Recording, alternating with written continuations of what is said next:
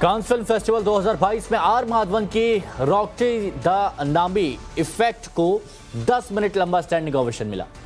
इससे पहले ऐश्वर्या राय बच्चन का रेड कारपेट पर वार्म वेलकम हुआ। केंद्रीय सूचना एवं प्रसारण मंत्री अनुराग ठाकुर खुद कांस में हैं और कांस से ही उन्होंने टाइम्स नाउ ऑफ भारत से खास एक्सक्लूसिव बातचीत भी की है। और अनुराग जी, ये सवाल सबसे पहले आपसे से रहेगा कि कांस में भारत को कंट्री ऑफ ऑनर के खिताब से नवाजा गया और ये पहली बार था कि कांस में इस ट्रेंड की शुरुआत हुई और सबसे पहले भारत को ये सम्मान दिया गया। इसे आप क्या भारत की बढ़ती हुई सॉफ्ट पावर के रूप में देखते हैं? निश्चित तौर पर भारत के लिए बड़ी उपलब्धि है, क्योंकि पहली बार किसी देश को कंट्री ऑफ ऑनर से नवाजा गया है मार्शेडू फिल्म में, कान फिल्म फेस्टिवल में। और ये गौरव किसी को प्राप्त हुआ तो भारत को हुआ है। और हमें प्रसन्नता इस बात की है कि प्रधानमंत्री नरेंद्र मोदी जी ने जिस तरह से अपनी विदेश नीति के कारण भारत और फ्रांस के रिश्तों को मजबूत किया है, विश्व पटल पर भारत के नाम को और ऊपर लेकर गए हैं, इसी तरह से ही इसका लाभ हमें फिल्म जगत में भी मिला। एक और हमारी फिल्म इंडस्ट्री ने जो पिछले 110 साल में काम किया उसका भी लाभ मिला। तो एक विशेष वर्ष ये हमारे लिए है जब भारत 75 वर्ष आज़ादी के मना रहा है, आज़ादी का अमृत महोत्सव मना रहा है।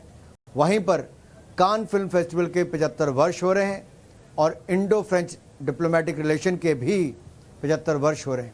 इससे अच्छा अवसर क्या होता किसी देश को सम्मानित करने के लिए, और वो देश कोई और नहीं, हमारा भारत है। हमारे लिए गर्व की बात है। और अगर आप यहाँ पर देखें, पहले 3 दिन में जो डंका भारत का यहाँ बज रहा था, जिस तरह से भारतीय फिल्म जगत की बात हो रही थी और भारत में जो पॉसिबिलिटीज हैं, संभावनाएं हैं, उसकी बात हो रही है, वो अपने आप में दिखाता है कि आने वाले समय में भारत दुनिया में content hub of the world बनने अच्छा, एक बात इसमें ये बताइए कि आप भारत के दिग्गज फिल्मी कलाकारों के साथ कांस पहुंचे और आपने भारत को दुनिया का कंटेंट हब बनाने का नारा भी दिया। प्रधानमंत्री जी के मेक इन इंडिया के विजन के तहत क्या अब आप दुनिया को भारत में आकर फिल्में बनाने का न्योता दे रहे हैं?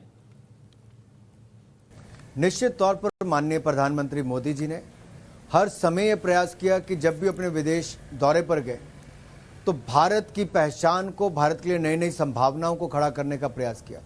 फिल्म जगत से जहां एक और सॉफ्ट पावर भारत की नजर आती है, भारतीय सांस्कृतिक धरोहर को हम दुनिया भर में ले जाने का काम करते हैं, फिल्मों के माध्यम से भारत को दुनिया भर में दिखाने का काम करते हैं। वहीं पर इस एजेंडा को भी हम लेकर गए हैं कि दुनिया भर के लोग भारत में आकर फिल्म बनाएं। इंसेंटिव पैकेज यहाँ पर हम लेकर आए हैं। बहुत बड़ा आकर्षण वो है। भारत की स्किल्ड मैन पावर दुनिया के लिए आकर्षण है। पोस्ट प्रोडक्शन हब भारत बने, उसके लिए हम लोग प्रयास कर रहे हैं। और AVGC sector, animation, visual effect, gaming and comic, इसमें भी भारत अच्छा करे, एक बड़ी हब के रूप में आईटी इनेबल सर्विसेज हमारी काम करें। ये दुनिया भर के लिए एक बहुत बड़ा आकर्षण है। और जिस तरह की शूटिंग लोकेशन भारत दुनिया को दे सकता है, शायद बहुत कम देशों में वैसी संभावनाएं हो। इसलिए एक बड़े पैकेज के रूप में दुनिया के आगे हम भारत को प्रस्तुत कर रहे हैं कि दुनिया भर के लोग आएं और भारत में फिल्म बनाएं। अच्छा, अभी आपने एक बात का जिक्र किया, इंसेंटिव्स का भी आपने जिक्र किया। आपने विदेशी फिल्म निर्माताओं के भारत आने पर कुछ इंसेंटिव्स का जो आपने ऐलान किया, उसके बारे में थोड़ा और बताएंगे आप? हमने कहा है कि जो भारत में आकर फिल्म बनाएगा उसको $2,60,000 US मिलेंगे। अगर वो 15% भारत के लोगों को काम करने का अवसर देते हैं तो $65,000 US उसके अलावा अलग से मिलेंगे। ये बड़ा पैकेज भी है, इंसेंटिव भी है। इसके अलावा राज्यों ने, उत्तर प्रदेश, मध्य प्रदेश और कई और राज्यों ने भी अपने अपने पैकेजेस, अपने अपने इंसेंटिव की घोषणाएं की हैं। मुझे पूर्ण विश्वास है इन पैकेजेस को देखकर भी लोग आएंगे। और जो बाकी पॉसिबिलिटीज भारत में है कि 6,000 साल से ज्यादा पुरानी हमारी सभ्यता हो, हमारी सांस्कृतिक धरोहर हो, एक ऐसा देश जो स्टोरी टेलिंग के लिए जाना जाता हो, वहां तो कथावाचकों की कमी कोई नहीं, ना ही कथाओं की कमी है। तो मुझे लगता है दुनिया भर को दिखाने के लिए कोई कमी ना होगी। एक अवसर देना है हमें उन्हें वहां पर लाने का, और वो हम अवसर इस प्लेटफॉर्म के माध्यम से देंगे। अच्छा अनुराग जी, एक बात और कही जाती है और वो ये कि एक अनुमान के मुताबिक भारतीय फिल्म इंडस्ट्री का जो मार्केट साइज करीब 20,000 करोड़ का है, लेकिन कोरोना काल में इस इंडस्ट्री को काफी नुकसान झेलना पड़ा। इस पर क्या कहेंगे? देखिए, दुनिया भर का कोई भी क्षेत्र हो, पेंडेमिक के समय थोड़ी रुकावट आई थी, लेकिन बहुत तेजी के साथ बढ़े हैं।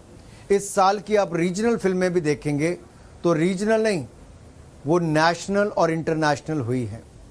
वो क्षेत्रीय नहीं, राष्ट्रीय और अंतर्राष्ट्रीय स्तर तक पहुंचने का उनका काम हुआ है।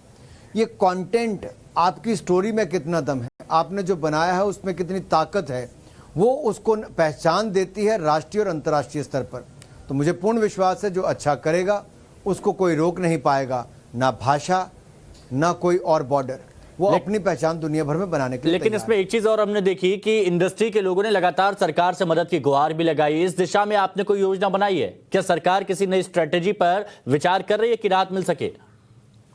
हम इंडस्ट्री से लगातार बातचीत करते हैं और जो भी इंडस्ट्री की मांग है उस पर जो जो संभावनाएं होती है वो हम करते हैं। अच्छा, 2020 के बाद से ओटीटी का बाजार भारत में बहुत तेजी से बढ़ा है। हमने देखा अलग अलग ओटीटी ऐप भी आई हैं, लेकिन इससे सिनेमा घरों में जाकर फिल्म देखने वालों की संख्या में काफी कमी आई है। आप इस ट्रेंड को जो ये धीरे धीरे बदल रहा है, इसे कैसे देखते हैं? क्या ये एक नया दौर है जिसे हर किसी को स्वीकार करना चाहिए, या फिर आने वाले समय में चीजें फिर से सामान्य हो जाएंगी?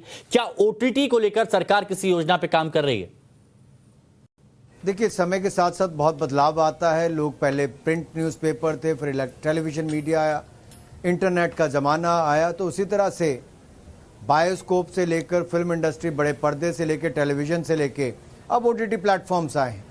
आपदा के समय जब लोग घरों में बंद थे, सिनेमा हॉल बंद थे, लेकिन मनोरंजन की दृष्टि से लोग अपने घरों में छोटी शूटिंग्स करके या छोटे स्थानों पे कोविड प्रोटोकॉल को फॉलो करके भी बना रहे थे। ये ओटीटी प्लेटफॉर्म्स ने ऐसे बहुत सारे लोगों को अवसर दिए अपने काम को दिखाने के और नई पहचान बनाने के। इनोवेशन का स्वागत होना चाहिए, कोई भी क्षेत्र हो। और मुझे लगता है जितना कंपटीशन होता है उससे ज़्यादा व्यापार और बाजार का विस्तार ही होता है। इससे लाभ फिल्म जगत को भी मिलेगा और ओटीटी प्लेटफॉर्म। और बिल्कुल एक चीज हमने देखी है कि भारत का डंका इस वक्त पूरी दुनिया में बसता नजर आ रहा है, और कांस फिल्म फेस्टिवल में तो हम देख ही रहे हैं। बहुत बहुत शुक्रिया आपका हमारे साथ जुड़ने के लिए।